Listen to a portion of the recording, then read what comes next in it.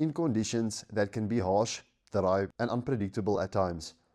Over the years, those conditions helped shape the systems and management style we use today.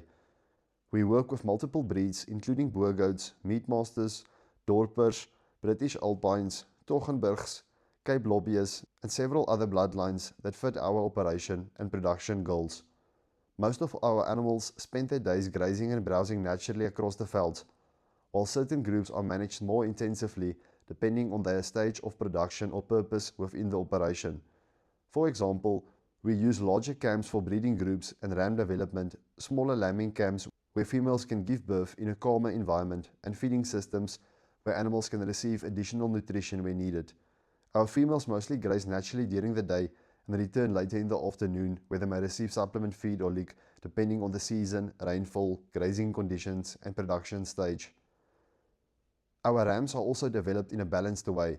We allow them to grow and adapt naturally on the veld first, building functionality, movement, structure, and adaptability.